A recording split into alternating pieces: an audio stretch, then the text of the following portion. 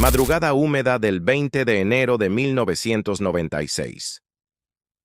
La ciudad de Varginha, en Minas Gerais, despierta con ese silencio peculiar de los pueblos del interior brasileño, donde el rocío dibuja un brillo tenue sobre los techos de teja.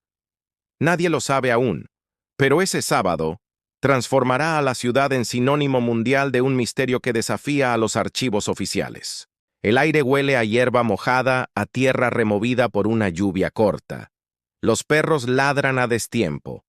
Un par de vecinos aseguran haber visto algo cruzar el cielo, horas antes un objeto silencioso, como si una estrella hubiera perdido la paciencia de quedarse quieta. Así comienzan las historias que luego se convertirán en expediente, rumor, leyenda y cicatriz colectiva. A media mañana, Varginha sigue su rutina. El mercado abre, los buses crujen por las calles y la vida parece no sospechar nada. Sin embargo, en los márgenes de esa rutina se mueven piezas pequeñas que solo más tarde cobrarán sentido. Un ganadero comenta que sus vacas estuvieron nerviosas. Un empleado municipal jura que escuchó sirenas inusuales en la madrugada. Alguien dice haber visto camiones del ejército en la carretera como si escoltaran algo. Nada que por sí solo sea extraordinario, pero ese día cada detalle se volverá pieza de un rompecabezas que nadie podrá armar por completo. Por la tarde, 3 jóvenes caminan por el barrio Jardim Andere. Hablan de cosas simples, planes, pequeños sueños, ese tejido cotidiano que sostiene a las ciudades. De pronto, frente a un muro bajo, ellas se detienen. A unos metros, agazapado junto a una pared húmeda, hay un ser que no tiene nombre aceptable en el vocabulario de la biología local. Mide menos que un adulto de pie, quizá 1,20, quizá 1,50, si no estuviera encorvado. Su piel es de un tono pardo, algo aceitoso, como cubierta por una capa fina de barro. Los ojos grandes, húmedos, rojizos en el borde, parecen demasiado pesados para ese cráneo alargado con protuberancias suaves. No viste ropa. La figura entera vibra entre lo vulnerable y lo perturbador. El olor, cuentan, es penetrante, amoniacal, como a algo que no pertenece. El mundo de las jóvenes se fractura en un suspiro. Ellas gritan, retroceden, corren. En pocos minutos, la historia infla la calle como un globo. Vecinos asoman por las ventanas. Alguien llama a los bomberos, otro al 190. En ciudades así, cualquiera sabe a quién llamar cuando un animal grande se escapa o cuando hay incendios en pastizales. Pero, ¿a quién se llama cuando se ve una criatura que no encaja en ningún manual? Aún así, llegan los bomberos, con sus cascos brillando bajo un sol nublado. Llegan también policías militares. Alguien cubre la zona, alguien trae una manta, alguien toma distancia. Los hombres se miran entre sí con esa mezcla de profesionalismo y desconcierto que dejan los hechos que no tienen casilla. La captura, si esa es la palabra, no tiene épica.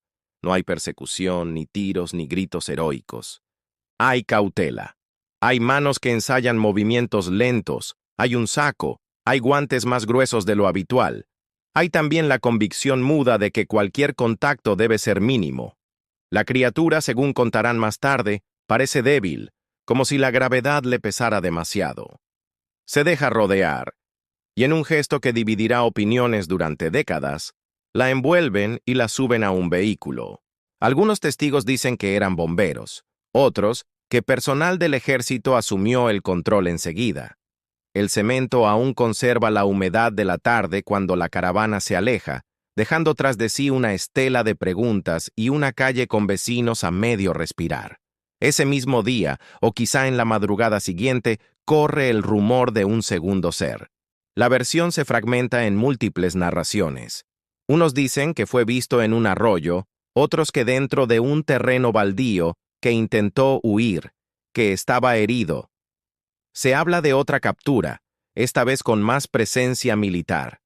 Se mencionan ambulancias, sirenas discretas, una ruta marcada hacia un hospital de la zona. Los edificios hospitalarios saben guardar secretos. Detrás de puertas con vidrio esmerilado, la ciencia y el protocolo discuten con lo imprevisto.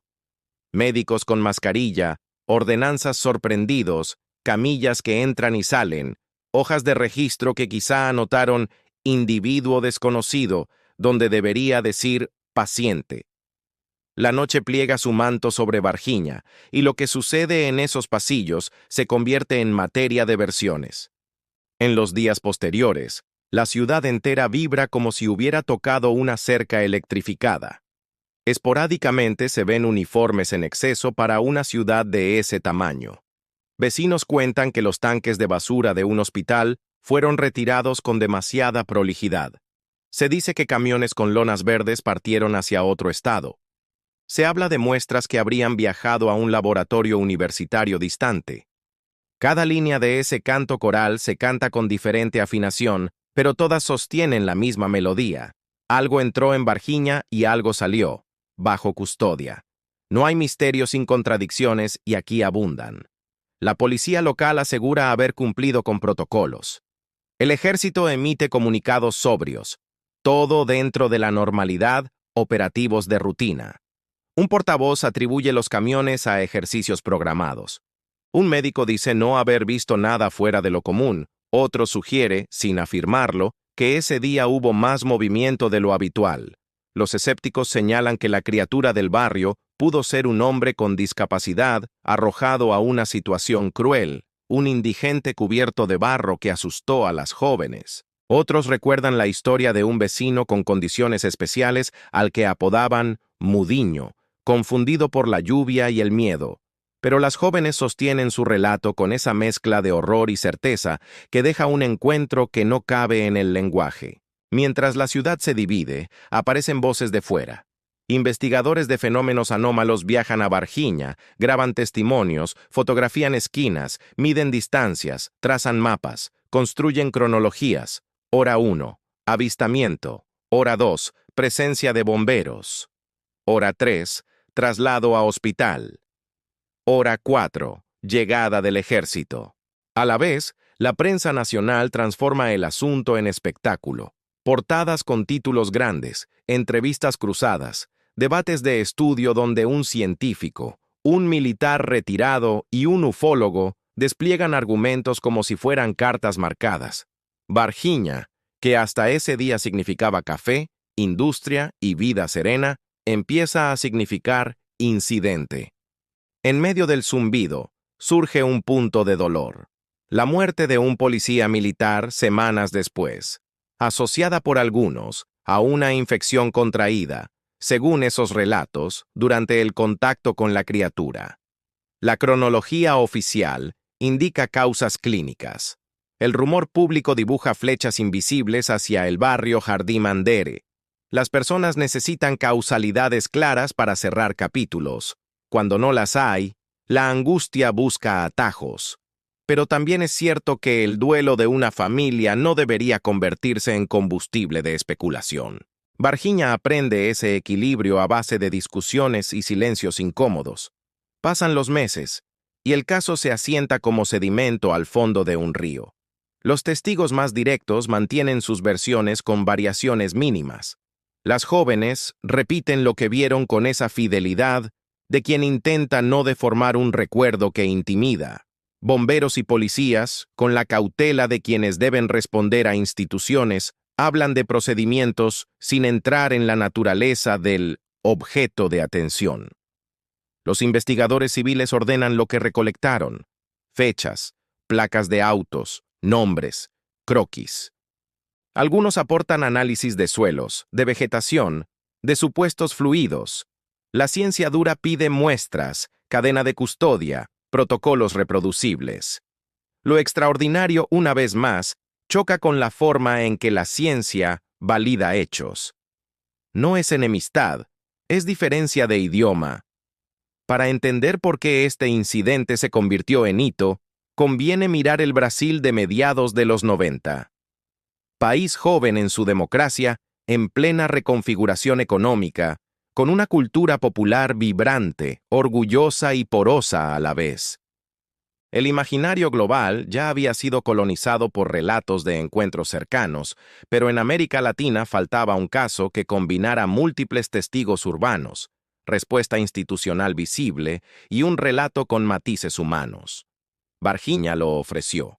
Una ciudad contemporánea, jóvenes que podrían ser nuestras hermanas, servidores públicos enfrentados a lo indecible, instituciones renuentes a quedar como las que no controlan lo que pasa. La historia no pedía fe ciega, pedía atención. Volvamos un momento al escenario inicial.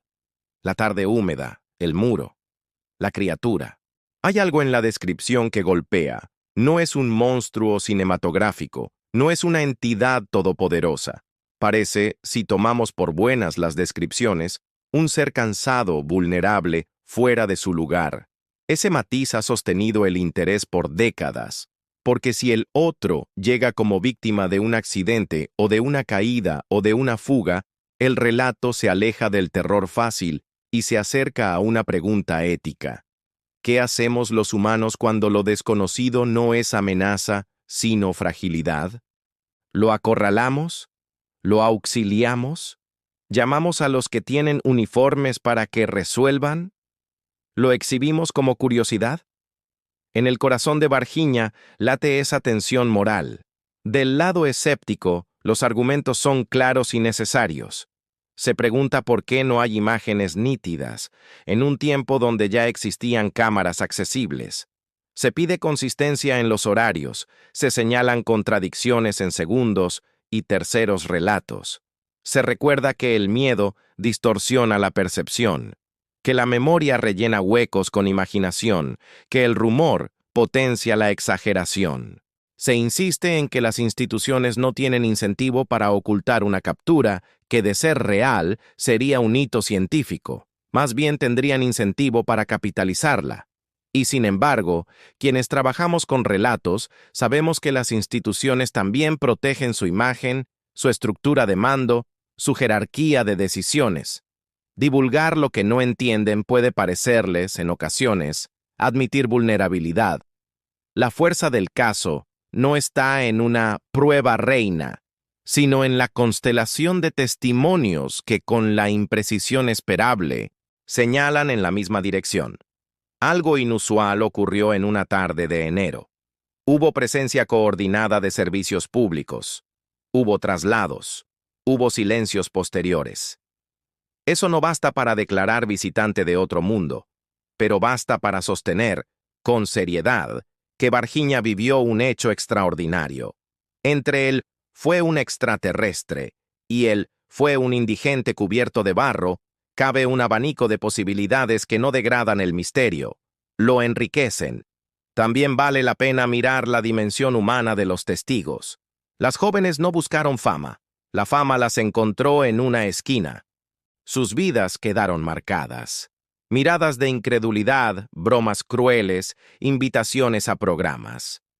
Los bomberos, los policías, los médicos debieron aprender a responder preguntas que los sacaban del guión. Un vecino que juró haber visto camiones con tarimas metálicas aprendió lo que pesa cargar una versión no oficial. En cada uno de ellos, la ciudad puede reconocerse. Varginha no es un caso. Es una comunidad puesta a prueba por lo inverosímil. Décadas después, el eco persiste. Algunos investigadores insisten en nuevas piezas, documentos liberados por la burocracia, declaraciones tardías, detalles que antes no habían sido valorados. Otros cierran filas. El caso ya se dijo todo, y donde no hay evidencia contundente, hay que poner punto final. Pero las ciudades no funcionan como artículos científicos. Guardan en su memoria sitios, olores, sombras. Quien visita Yardimandere todavía puede sentir que esa esquina no es una esquina más. No porque haya energía mística, sino porque la comunidad le prestó emoción. Eso no convierte al hecho en verdad o mentira. Lo convierte en patrimonio del relato. ¿Y si intentamos, por un momento, habitar ambas orillas? Si creemos, sin cinismo, que las jóvenes vieron algo fuera de su catálogo de experiencias, y aceptamos, sin romanticismo, que los sentidos engañan. Si concedemos que el ejército protege tantos secretos como reputaciones y admitimos que a veces los rumores inventan camiones donde solo hubo camionetas. Si aceptamos que médicos y enfermeros atraviesan noches con casos raros que jamás saldrán en un paper, y que también hay fantasía en pasillos de hospital. En esa doble aceptación, el caso de Varginha deja de ser una sentencia y se convierte en una pregunta abierta, la más fecunda de todas. Hay otro ángulo, el del accidente. Muchos relatos originarios hablan no de una visita intencional, sino de una caída, de una avería, de una irrupción no planeada. Si ese es el caso, la criatura que vieron no es embajadora, es náufraga. Y los protocolos humanos frente a un náufrago suelen exponer nuestras contradicciones, compasión y miedo, cooperación y control. Ver el incidente como naufragio nos obliga a preguntarnos qué haríamos hoy, con más cámaras, más redes sociales, más paranoia. ¿Aislaríamos al ser? ¿Lo convertiríamos en trending topic? ¿Lo cercaríamos de hipótesis antes de brindar agua y un lugar donde no tiemble? En lo más hondo, el incidente de Varginha habla del deseo de comprender, del impulso de etiquetar para sentir que dominamos el mundo, y del recordatorio de que no todos los hechos se dejan etiquetar sin perder parte de su sentido. Hay una dignidad en sostener la pregunta sin precipitar la respuesta. No es tibieza, es respeto por la complejidad. Por eso Varginha todavía convoca, porque nos invita a entrenar la mirada que escucha, la duda que no humilla, la imaginación que no miente. Piense el oyente en la escena final de nuestra crónica. Una ciudad que vuelve a su pulso, que recoge las cintas plásticas, que lava los pasillos del hospital, que guarda los cascos de bombero, que archiva papeles.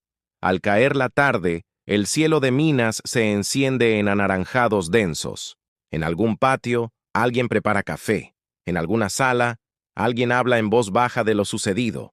En algún cuaderno, alguien apunta fechas y nombres. Los niños, ajenos a la tormenta adulta, corren detrás de una pelota. Y sin embargo, queda algo en el aire, como si la ciudad entera hubiera recibido una pregunta en un sobre sin remitente. Una pregunta simple y radical a la vez. ¿Estamos preparados para lo que no entendemos? Si el incidente hubiese sido un malentendido, igual sería valioso. Mostró cómo reaccionan los sistemas, qué silencios se imponen, qué miedos salen de sus cuevas. Si fue un encuentro con lo no humano, entonces nuestra historia ya cambió de modo subterráneo y vivimos sin darnos cuenta sobre una placa tectónica que se movió. En ambos casos, Varginha nos obliga a mirar de nuevo nuestras certezas, a revisar el cajón de cosas imposibles y a preguntarnos si no estamos guardando allí fenómenos que solo requieren una ciencia aún no escrita. No hay moraleja cerrada, hay una invitación a habitar el misterio con rigor y con humanidad, a cuidar el testimonio sin volverlo dogma, a exigir evidencia sin ridiculizar al que tiembla, y a recordar que a veces los grandes relatos no necesitan gritos, empiezan con una tarde húmeda, un muro en un barrio tranquilo y tres jóvenes que al doblar una esquina vieron algo que les dijo, con un olor punzante y una mirada enorme, que el mundo es bastante más grande que lo que habíamos medido hasta ahora.